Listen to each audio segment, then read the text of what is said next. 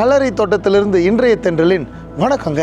Doctor miles மென்ரோ ஒரு சிறப்பான இவாஞ்சலிஸ்ட். அவர் தரிசனங்களை குறித்து, விஷன்ஸ் குறித்து நிறைய புஸ்தகங்களை எழுதியிருக்கிறார். அதில் அவர் சொன்ன ஒரு வார்த்தை, கல்லறைகளிலே மனிதர்கள் மாத்திரம் புதைக்கப்படவில்லை, அவர்களோடு கூட அவர்களுக்கென்று கடவுள் நியமித்த ஐடியாஸ், பிளான்ஸ், விஷன்ஸ், ப்ராஜெக்ட்ஸ் இதெல்லாமே நிறைவேற்றாமலே நிறைய பேர் இங்கே புதைக்கப்பட்டுட்டாங்க. ஏங்க நிறைவேறலை?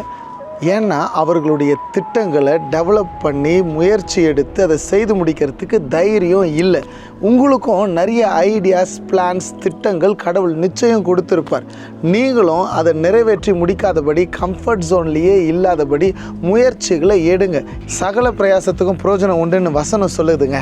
உங்களுடைய லைஃப்லேயும் உங்களுக்கு ட்ரீம்ஸ் பெருசாக இருக்கலாம், எட்ட முடியாத அளவுக்கு தூரத்தில் கூட இருக்கலாம். ஆனால் அதற்குண்டான முயற்சியையும் தைரியத்தையும் நீங்கள் தான் எடுக்கணும். நீங்கள் எடுக்கும்பொழுது ஒரு நாள் நிச்சயம் அந்த விஷனை, அந்த ஐடியாஸை கம்ப்ளீட் பண்ணி ஜெயிக்க உங்களால் முடியும். அதற்கு முன்னாடி யாரும் கல்லறைக்கு வந்து படுத்துறாதீங்க. Have a nice day. God bless you.